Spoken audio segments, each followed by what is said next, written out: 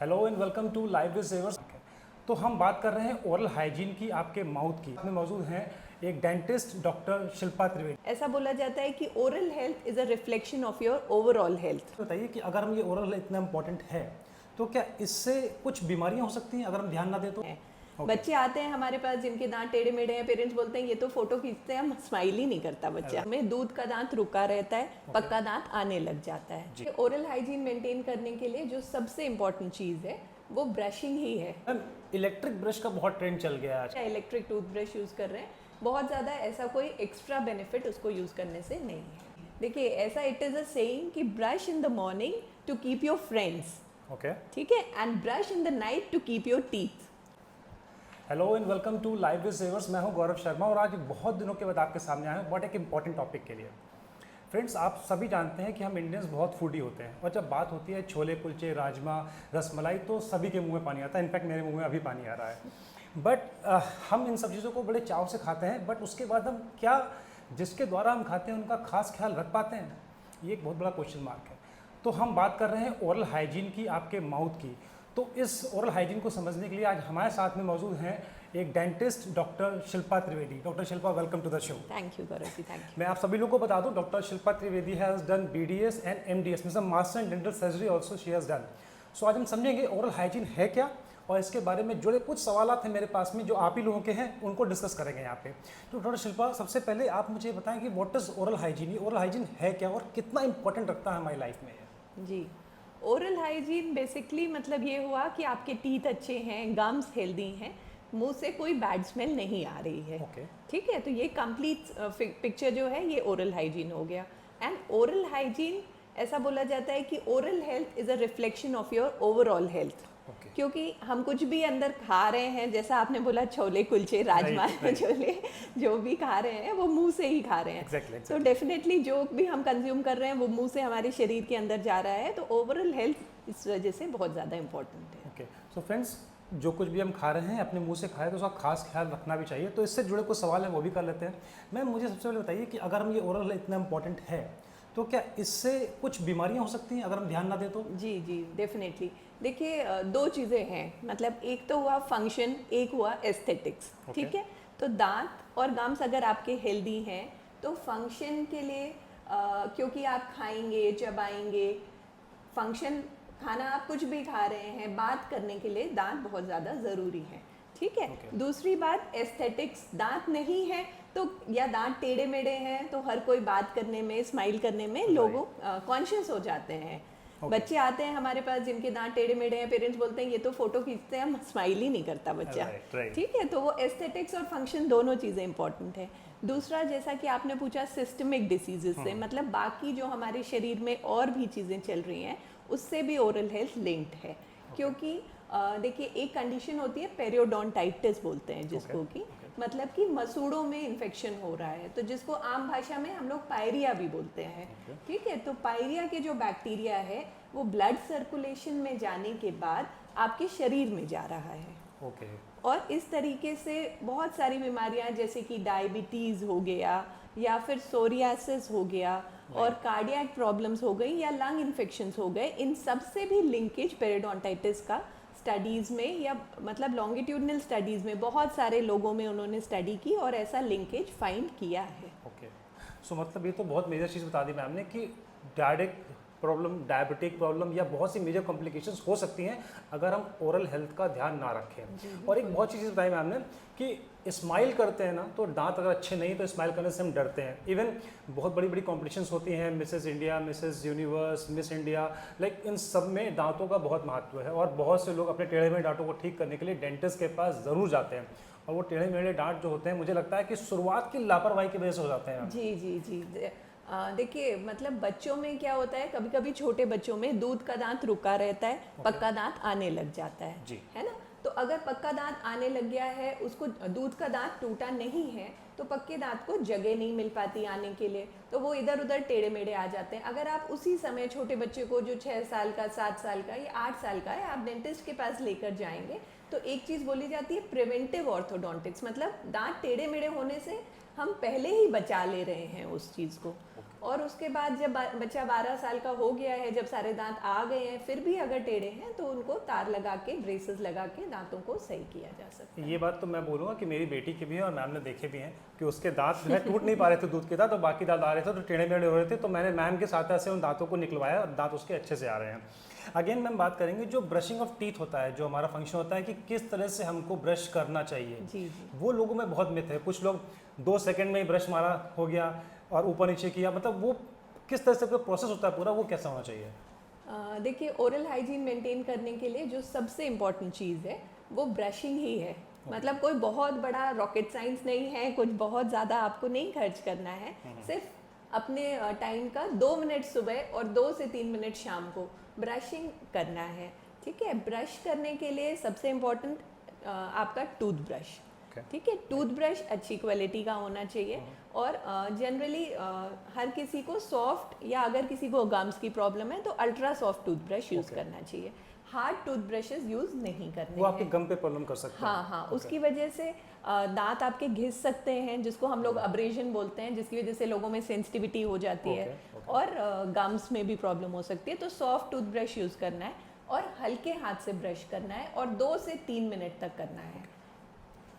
तो जो बताया मैंने 2 से 3 मिनट तक ब्रश करना, और सबसे इम्पोर्टेंट बताया कि दिन में 2 बार आई बिलीव, ठीक है, 2 एक बार मॉर्निंग करना में है। और एक बेड टाइम से पहले। जी जी, देखिए ऐसा इट इज़ अ सेइंग कि brush in the morning to keep your friends, okay, ठीक है, and brush in the night to keep your teeth. Wow, ये तो बहुत चीज़ बताई। ये डेंटिस्ट ही बता सकते हैं क्योंकि डेंटिस्ट दांतों के बीच में खेलते रहते हैं हमेशा। मतलब जो मेन ब्रशिंग है वो रात वाली है, जो आप अपने लिए कर रहे अपने हैं। लिए करते हैं, राइट। बाकी मॉर्निंग में तो आप कर रहे हैं फ्रेंड्स के लिए। फ्रेंड्स के लिए। अच्छा मैम, एक चीज़ इसी से लिंक हो रही है, अगर मैं रात को ब्रश किया आपने, कभी कभी होता है बहुत से लोग थोड़ा सा कहते हैं बेड टी बहुत यूज प्रेफर करते हैं जी जी जी, तो क्या अगर रात को ब्रश कर रहे हैं और फिर मॉर्निंग बेड टी ले सकते हैं? ले सकते हैं, इसमें कोई बुराई नहीं है? नहीं ऐसी कोई बहुत बुराई नहीं है। आप बेड टी लेने के बाद फिर अच्छी तरीके से ब्रश कर लीजिए। Okay. बेसिक बात यह है कि जो दांतों पे परत जमती है, जिसको कि प्लाक कहते हैं, वो रिमूव होनी चाहिए। ओके, अच्छी तरीके से इफेक्टिवली रिमूव होनी चाहिए। दांत का कोई भी सरफेस छूटना नहीं चाहिए। और एक और होता है जो हमारे यहाँ मार्केटिंग में टूथपेस्ट का जो ऐड आता है, उसमें पूरे ब्रश पे ऐसे सजा के टूथपेस्ट लगाया जाता है। ठीक है, तो उतना quantity of toothbrush also is not required. We just need a pea sized, मतलब मटर के दाने का जितना टूथपेस्ट चाहिए हमको ब्रश के ऊपर लगाना है, पूरा उसके ऊपर स्प्रेड नहीं करना है।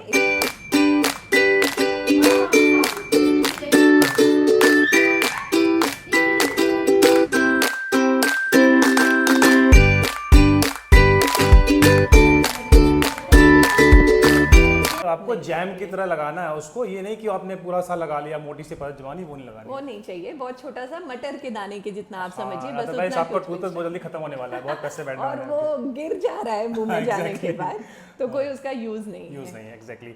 अच्छा, दूसरी एक और चीज़ बताई मैम ने कि जो ब्रशिंग है वो अपना अल्ट्रा सॉफ्ट, अगर जो इनके गम में थोड़ा प्रॉब्लम है अल्ट्रा सॉफ्ट यूज़ करना है, और जो थोड़ा सा ठीक है तो नॉर्मल जो ब्रशेस होते हैं अपने वो उसके हार्ड ब्रशिंग यूज़ नहीं करनी है। मैम कभी कभी देखा जाता है कुछ लोगों के गम्स में ब्लीडिंग स्टार्ट हो जाती है, जी जी और जैसे ही ब्लीडिंग स्टार्ट होती है तो मैम वो ब्रशिंग करना बिल्कुल बंद कर देते हैं। जी जी, वहाँ पे क्या करना चाहिए? ऐसा कंसेप्ट मे बी नॉर्थ में थोड़ा सा ज़्यादा है, जो कि मैंने यहाँ प्रैक्टिस पे ऑब्जर्व किया कि जैसे ही किसी को भी मसूड़ों में प्रॉब्लम आती है, थोड़ा सा भी ब्रश करते हुए खून आया तो वो उस एरिया को ब्रश करना छोड़ देते हैं। या बहुत से लोग ऐसे हैं जो कि बोलते हैं कि हम तो ब्रश करते ही नहीं, हम सिर्फ उंगली से ही करते हैं। ओके, ठीक है, क्योंकि उनको ऐसा लगता है कि अगर मैं ब्रश लगाऊंगा या लगाऊंगी तो मेरे मसूड़ों से खून आ जाएगा।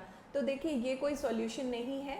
इसके लिए अगर किसी को भी मसूड़ों में कोई प्रॉब्लम हो रही है, ब्लीडिंग हो रही है, तो आपको डेंटिस्ट के पास विजिट करना है। ब्रश बंद कर देने से प्रॉब्लम और ज़्यादा बढ़ेगी, कम नहीं होगी, क्योंकि जो प्लाक डिपॉजिट हो रहा है वो और डिपॉजिट होने लगेगा। जी जी, फिंगर से बिल्कुल भी प्लाक रिमूव नहीं हो पाएगा। मतलब गम हमारे लिए बहुत इंपॉर्टेंस रखते हैं। बहुत इंपॉर्टेंट है, बिकॉज देखिए दांत की पकड़ मसूड़े में है।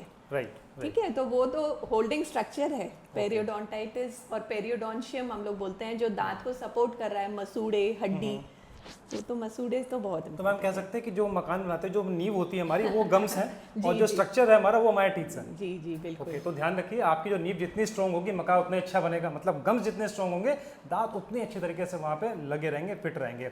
एक और चीज़ बात कर लेते हैं मैम, इलेक्ट्रिक ब्रश का बहुत ट्रेंड चल गया है आज की डेट में, तो इलेक्ट्रिक ब्रश क्या बहुत अच्छे हैं या हमारे जो रेगुलर ब्रशेस उनसे बेटर हैं, क्या कहना है इसमें? देखिए इलेक्ट्रिक ब्रश बेसिकली जो उसका कंसेप्ट है वो इसलिए था कि जैसे कोई हॉस्पिटलाइज पेशेंट है या मैनुअल डेक्स्ट्रिटी नहीं है, हाथ में कोई ऐसी प्रॉब्लम है कि ब्रश नहीं कर पा रहे हैं, तब इलेक्ट्रिक टूथब्रशेस इंट्रोड्यूस किए गए थे।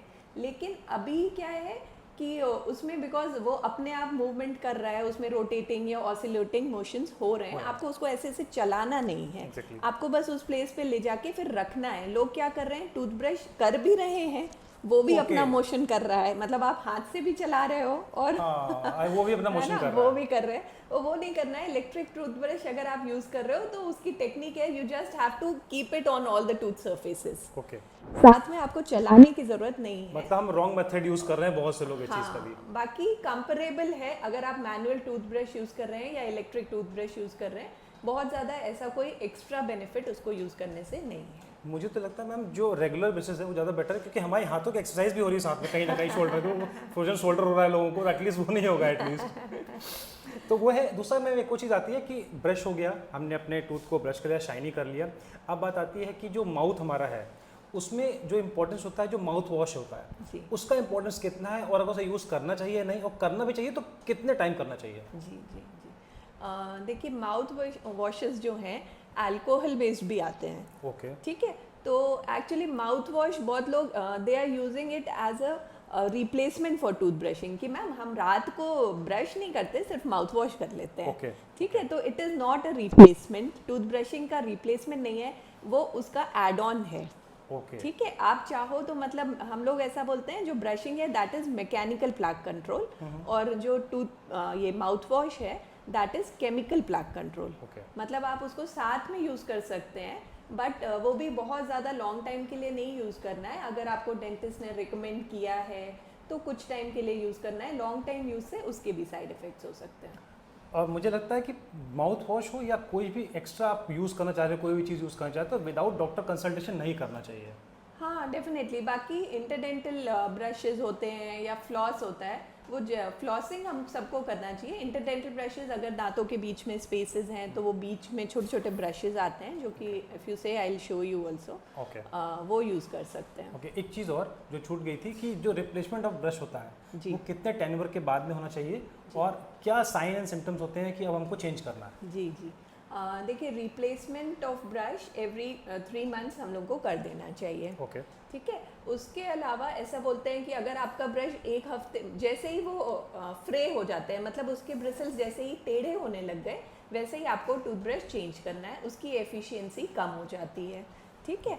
फिर दूसरी बात ये कि अगर आपका टूथब्रश हफ्ते 10 दिन के अंदर या 15-20 दिन के अंदर ही टेढ़ा हो जा रहा है, इसका मतलब आप बहुत फोर्सफुली ब्रश कर रहे हैं, तो वो नहीं करना है। आपको हल्के हाथ से ब्रश करना है। एटलीस्ट 3 मंथ्स आपका ब्रश चलना चाहिए। 3 मंथ्स के बाद जैसे ही वो थोड़ा भी टेढ़ा होने लगे, टूथब्रश रिप्लेस कर देना। मतलब अगर 2 से 3 महीने हो गए तो चेंज करना is a better option, change कर ही दो, वो बेटर 3 मंथ्स के बाद। और अगर टेढ़ा नहीं हुआ तो उसका ये भी हो सकता है कि हम बहुत ही जेंटल यूज कर रहे हैं। जी जी पक्का। ओके, तो 2 चीज़ें हैं। आप लोग चालाकी मत कीजिएगा कि मेरा ब्रश तो 6 महीने चल गया, 1 साल चल गया, 25-30 रुपये के ब्रशेज आते हैं, तो उसको यूज़ कीजिए अच्छे से और 2 से 3 महीने में उसको रिप्लेस कर दीजिए। एक चीज़ और मैम आती है, हम भूल गए कि जैसे मैंने भी मेरे फादर के दांत वगैरह निकलवाए थे काफ़ी समय पहले। दांत निकलने के बाद में देखा कि उनकी आंखों पे इम्पैक्ट आया, आइज़ पे। तो क्या ऐसा कोई रिलेशन है दांतों का आंखों से? कुछ नहीं है, कुछ भी नहीं, ऐसा कोई रिलेशन नहीं है। It is a myth. और ये बेसिकली मे बी इस वजह से कह सकते हैं कि जैसे ओल्ड एज है तो आंख वैसे भी अफेक्टेड होती है, दांत भी अफेक्टेड हो जाते हैं, may be because of neglect या जो कुछ, उसको लोगों ने कोरिलेट कर दिया, बट ऐसा कुछ साइंटिफिक कोरिलेशन नहीं। ओके, तो साइंटिफिक ऐसा कुछ नहीं। बहुत से लोग ऐसा मिथ बोलते हैं कि दांत निकल जाएगा तो आंखों की रोशनी कम हो जाएगी, ऐसा कुछ भी नहीं है। एक बात और बात करते हैं मैम, जब छोटे बच्चे होते हैं लाइक 6 महीने, 1 साल, 2 साल, तो उनमें भी टीथ्स डेवलप हो जाते हैं कहीं कहीं पे, बट हम उनको ओकेजनली ब्रश नहीं करते हैं। और मैं देखता हूँ, मैंने भी देखा है अपने बच्चों में, वो दांत जो है गंदे रहते हैं कहीं ना कहीं। ब्रशिंग थोड़ा पॉसिबल नहीं हो पाता है छोटे बच्चों में, इतने बड़े बड़े ब्रशेज आते हैं। तो क्या उनकी जगह पे कुछ ऑप्शन है या हमें करना चाहिए ब्रश? हाँ बिल्कुल करना चाहिए। देखिए मतलब वैसे तो ये भी बोलते हैं कि जब छोटा बच्चा है जिसके टीथ नहीं भी आए हैं तो गॉज होता है ना, जो पट्टी होती जी, है, जी, जी। उसको ऐसे फोल्ड करके और गीला करके, जो बच्चों का गम पैड होता है, मतलब जो मसूड़ा है, बेस है, उसको भी हमको एक बार क्लीन कर देना चाहिए। जैसे हमारे यहाँ पहले देखिए छोटे बच्चों की जब मसाज करते थे, मालिश करते थे, तो वो क्लीन करते क्लीन हैं, करते हैं, exactly, है ना? बिल्कुल, बिल्कुल। तो उसको हम लोग थोड़ा और हाइजीनिकली, मतलब एक गॉज पीस का आप लेके रख लीजिए, टुकड़े करके ऐसे स्क्वायर फोल्ड करके गीला करके ऐसे क्लीन कर देना है, जो गम पैड्स है। उसके बाद जैसे ही टीथ आ जाते हैं, बच्चों के दांत 6 से 7 महीने में इरप्ट होना शुरू हो जाते हैं, जो कि दूध के दांत होते हैं। पर दूध के दांत भी बहुत ज़रूरी है, क्योंकि वो दूध के दांत 12 साल तक चलते हैं। और अगर 4 साल में, 5 साल में वो दांत खराब हो गया, बच्चे को पेन होने लग गया, तो it is a very unfortunate condition for the बच्चे के लिए भी और पेरेंट्स के लिए भी, है ना? क्योंकि बच्चे उतना डेंटल ट्रीटमेंट कराने में डरते भी हैं, थोड़े रिलक्टेंट होते हैं, बट पेरेंट्स भी बच्चे की वजह से परेशान होते हैं, इमोशनल भी और हर तरीके से। तो इसलिए यही है कि prevention is better than cure. छोटा बच्चा है, जैसे ही दांत आने शुरू हो गए हैं, कुछ सिलिकॉन बेस्ड फिंगर ब्रशेज आते हैं, जिसको आप ऐसे उंगली में पहन लीजिए और उसमें छोटे छोटे से ब्रिसल्स लगे हैं, उससे करके दांत को साफ कर देना है। अच्छा, ओके, ये तो मेरे लिए भी नया है मैम, कि मतलब फिंगर ब्रशेस जो आते हैं जी जी, ये इजीली मार्केट में मिल जाते हैं? आराम से मिल जाते हैं। कोई भी, जैसे आप जनरल स्टोर्स पे जाएंगे या फिर जो बेबी स्टोर्स रहते हैं, उनको पूछना है फिंगर ब्रश है, वो छोटा सा, और it's not very expensive also, बहुत इजीली मिल जाता है। बच्चा आपका स्पिट नहीं कर पाता है, वही छोटा बच्चा है, थूक नहीं सकता, कुछ टूथपेस्ट यूज़ करने की ज़रूरत नहीं है आपको, सिर्फ आप पानी से गीला करके दांत के ऊपर क्लीन करिए, वो प्लाक साफ होना चाहिए, दैट इज़ इम्पॉर्टेंट।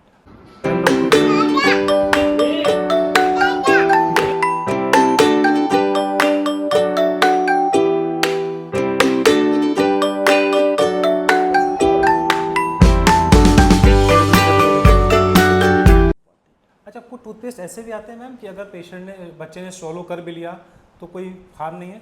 हाँ, उतना हार्म नहीं है, बच्चों के टूथपेस्ट अलग आते हैं, बट थोड़ा ही लगाना है बच्चे के केस में, क्योंकि इंजेस्ट क्यों करे कोई भी चीज़ जो कि नॉट है ना, वो तो आप कम से कम लगाइए।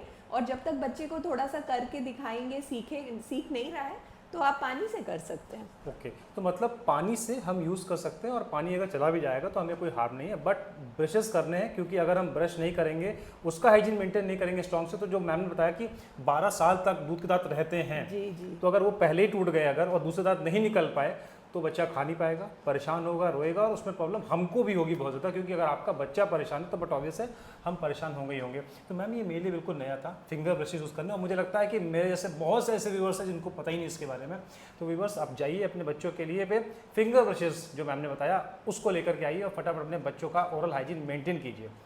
मैम बाकी सारे क्वेश्चंस तो हो गए, अब बात आती है कि जो एडल्ट्स हैं वो लोग अर्ली एज में पान मसाला गुटखा खाने लगते हैं, तो उनसे भी काफ़ी हद तक देखा है, तो हाँ दांत गंदे होते ही हैं बट ऑब्वियस है, और हम क्या हो सकते हैं इनसे लिए? देखिए, पान मसाला, गुटखा, सुपारी, खैनी, जर्दा, जो कुछ भी है, वो सिगरेट, सब चीज़ से मतलब ओरल हेल्थ, तो दांत अफेक्टेड हो रहे हैं, that is a small thing, but oral cancer जो मेन है ना, main, India is the capital, मतलब पूरे वर्ल्ड में कैपिटल है ओरल कैंसर में, ठीक है, क्योंकि हमारे यहाँ ये सब कंजम्पशन बहुत ज़्यादा है।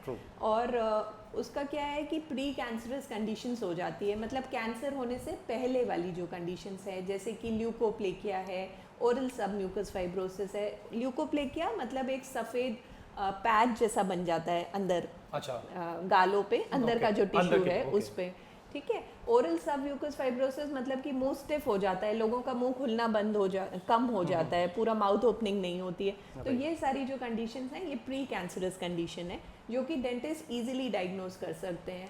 तो अगर आप डेंटिस्ट के पास हर 6 महीने में जा रहे हैं, तो एक तो यही है कि कोई अल्सर हो रहा है जो कि नॉन हीलिंग है, या कोई प्री कैंसरस कंडीशन हो रही है, वो उसी समय डायग्नोज हो जाएगी। सो व्यूअर्स, मेरा भी पर्सनल एक सजेशन है आप लोगों के लिए, मानना ये है कि इतनी अच्छी चीज़ें जो मैंने बताई अभी कि ये हम खाने को मिलती है, हमें टेस्ट मिलता है, तो उनसे तो लाख गुना अच्छा आपका पान मसाला होगा शायद, मेरे ख्याल से, इसीलिए आप खाते होंगे। एक बार फिर से सोचिएगा कि क्या उससे ज़्यादा आपको रिलीफ मिलता है क्या खाने में। तो मैं आपको सजेशन दूंगा, प्लीज़ इसको बिल्कुल अवॉइड कीजिए, और सारे डेंटिस्ट भी इसको अवॉइड करने के लिए हमेशा बोलते हैं कि पान मसाला गुटखा मत खाइए, क्योंकि ये आपको ही हानि नहीं देता है, आपके परिवार को भी बहुत बड़ी हानि देता है। सोचिए अगर कभी कैंसर हो गया, जो कि बहुत ही अनक्योरेबल डिसीज़ है, तो वहाँ पे आपके कितना पैसा खर्च होगा आपका, तो प्लीज़ इसको बिल्कुल अवॉइड कीजिए। सो मैम, इसके अलावा और कुछ आपको लगता है जो हमारे व्यूअर्स को जानना चाहिए? बाकी देखिए, ओरल हेल्थ के लिए मैंने जैसे पहले ही आपको बताया, सबसे इम्पॉर्टेंट ब्रशिंग है। इसके अलावा हमको हेल्दी फूड हैबिट्स फॉलो करनी है। ओके। फ्रूट्स वेजिटेबल्स वगैरह बच्चों के डाइट में इंक्लूड करना है। और जो भी स्टिकी फूड है, जैसे कि चॉकलेट्स हैं, टॉफ़ीज़ हैं, बिस्किट्स हैं, सैंडविचेस है, जो भी स्टिकी फूड है, चिप्स है, Right. जो कि दांतों पर चिपका रहता है, वो कम से कम यूज़ करना है। इसके अलावा बाकी ओरल हेल्थ के लिए डेंटिस्ट के पास जाना है every 6 months. Every 6 months, okay. Every 6 months, Right. Because कोई छोटी कंडीशन है, छोटी सी कैविटी होती है, आप 6 मंथ्स पे गए, वो उसी समय फिल हो जाती है। आपका भी खर्चा कम, हमारा भी काम कम। Right. ठीक, फिर उसके बाद जब आप 2 साल बाद जाएंगे या आप 5 साल बाद जाएंगे, तो वो ऐसी कंडीशन हो जाती है जब लोग बोलते हैं डेंटिस्ट महंगे हैं। वो महंगे नहीं है, महंगा है आपका निग्लेक्ट। एग्जैक्टली ये बिल्कुल सही चीज़ बताई। आपकी बीमारी आपके हाथ में है कंट्रोल करना। अगर आप उसको जितना डिले करेंगे उतना वो सीवियर हो जाएगी और उतना ज़्यादा पैसा खर्च होगा। तो डॉक्टर को दोष मत दीजिए, एटलीस्ट अपने आप को दोष दीजिए। एटलीस्ट 6 मंथ, 6 महीने तो बहुत, मैंने बहुत ज़्यादा बता दिया मैम ने। सिर्फ साल में 2 बार जाना है। गाड़ी का इंश्योरेंस भी आप 1 बार साल में करा ही लेते हो, वो कितना महंगा होता है। एटलीस्ट उससे तो कई गुना कम आपका डेंटिस्ट का फीस होगा, तो वहाँ जो जाइए। अच्छा, इसी बीच में एक बात मैम निकल के आ गई जो मेरे मन में थी कि जो क्लीनिंग ऑफ टीथ होता है, हम लोग कई बार क्लीनिंग कराते हैं और लोगों का मानना ये है कि जैसे मैंने क्लीन कराया तो मेरे दांत कमज़ोर हो गए। वहाँ पे क्या कहेंगे मैम आप? नहीं, देखिए, ये भी एक तरीके का मिथ है। Okay. क्योंकि क्लीनिंग तो we are just removing the tartar, मतलब दांत के ऊपर जो आपकी गंदगी जमा हुई है या कोई स्टेन्स है, वही क्लीनिंग में रिमूव किया जाता है। तो अगर दांत हेल्दी है, थोड़ा बहुत टार्टर है, उसको हम रिमूव करेंगे तो कोई दांत में मोबिलिटी नहीं आनी है, कोई दांत हिलना नहीं है। बट कोई बहुत ज़्यादा एडवांस पेरिडोंटाइटिस वाली कंडीशन में आया है, मतलब उसके मसूड़े ऑलरेडी इतने कमज़ोर हो चुके हैं कि दांत जो चिपके हैं वो सिर्फ कैलकुलस या जो टार्टर जो परत जमी है उसकी वजह से चिपके हुए हैं। Okay. अगर वो टार्टर रिमूव करते हैं तब थोड़ा सा मोबिलिटी आ जाती है, दांत थोड़ा सा हिलता हुआ महसूस होने लगता है। तो वो मतलब आपको समझना ये है कि दांत मेरा पहले से ही कमज़ोर होके हिल रहा है या नहीं हिल रहा है। डॉक्टर के करने के बाद मोबिलिटी नहीं आएगी। ओके, सो ये बहुत इंपॉर्टेंट चीज़ थी। आप क्लीनिंग कराइए, अच्छे से क्लीनिंग कराइए, बट जो प्लाक डिपॉजिट है क्लीनिंग में वो तो हटाना ही पड़ेगा। और क्लीनिंग जरूर कराइए, क्लीनिंग कराना बहुत इंपॉर्टेंट है, बिकॉज गम हेल्थ बेटर होगी जब तक कैलकुलस जमा है, जो टार्टर जमा है उसके ऊपर प्लाक। 2 चीज़ें होती है, प्लाक और टार्टर। मतलब प्लाक वो है जो कि सॉफ्ट डिपॉजिट होता है, जो कि हर दिन जम जाएगा, जिसको आप ब्रशिंग से क्लीन करते हैं। और जब वो ही कहीं किसी एरियाज पे छूट जाता है, ब्रश करने पे आपसे हो नहीं पाया या छूटते छूटते वो टार्टर बन जाता है, या फिर हम लोग उसको कैलकुलस बोलते हैं, मतलब वो हार्ड डिपॉजिट हो गया जो ब्रशिंग से नहीं जा सकता। मतलब रेगुलर ब्रशिंग नहीं की, उसकी वजह से वो डेवलप हो जाता है। जी, किसी एरियाज पे, जैसे ये जो हमारे नीचे के सामने के दांत होते हैं, इसमें अंदर की तरफ का, ये जो जीभ की तरफ का एरियाज है, जहाँ पे सलाइवरी ग्लैंड जो होते हैं, हमारी लार ग्रंथि होती है, उसकी ओपनिंग्स होती हैं। तो इस वजह से इन सब एरियाज पे जल्दी कैलकुलस जमा हो जाता है, टार्टर जल्दी जमा हो जाता है। तो वो क्लीन होना ज़रूरी है आपकी गम हेल्थ के लिए। नहीं तो मसूड़ों में जो भी प्रॉब्लम होती है कि मुंह में बदबू आना या मसूड़ों से ब्लड आना, ये सब टार्टर की वजह से ही होता है। दूसरा एक चीज़ और मैं हाईलाइट करना चाहूँगी, जो कि मुंह में स्मेल की प्रॉब्लम बहुत ज़्यादा होती है लोगों को। ठीक है, तो ये स्मेल जो भी मुंह में आएगी उसका कोई ना कोई कारण होता है। या तो आपके मुंह में कोई डिकेड टूथ है, कोई सड़ा हुआ दांत पड़ा हुआ है जिसपे कि खाना फंस रहा है। दूसरा, टंग कोटेड रह जाती है। लोग ब्रश तो कर लेते हैं, टंग को क्लीन नहीं करते। तो टंग क्लीन करना है आपको, आप टंग क्लीनर यूज़ कर सकते हैं, या हमारे जो टूथ ब्रशेज आते हैं उसमें बैक साइड पे रहता है, उससे स्क्रैप ऑफ कर सकते हैं। टंग कोटेड नहीं रहनी चाहिए, तभी ये माउथ की स्मेल जो है वो जाएगी। ये बहुत इंपॉर्टेंट चीज़ तो मैं भी मिस कर रहा था कि टंग क्लीन बहुत इंपॉर्टेंट रखता है हमारे साथ में। तो टंग को भी क्लीन करेंगे, टंग क्लीनर जैसे मैंने बताया, और ब्रशेस के पीछे भी हमारा बना होता है वो, उससे भी हम लोग उसको क्लीन कर सकते हैं। सो thank you so much doctor. मुझे लगता है कि सारी चीज़ें मैंने कवर अप कर ली। उसके बाद भी अगर आप लोगों को लगता है कि कोई क्वेश्चन रह गया है तो कमेंट बॉक्स में ज़रूर डालिएगा अपना क्वेश्चन, मैम उसका इमीडिएट रिप्लाई करूँगा मैं मैम के through. So friends, thank you so much for watching this video. And जिन लोगों ने सब्सक्राइब नहीं किया है चैनल को, उसको सब्सक्राइब कर लीजिए और बेल बटन को हिट कर दीजिए, सो दैट कि आपको अपकमिंग वीडियोस के बारे में जानकारी मिलती रहे। So thank you so much doctor. Thank you so much Gaurav ji.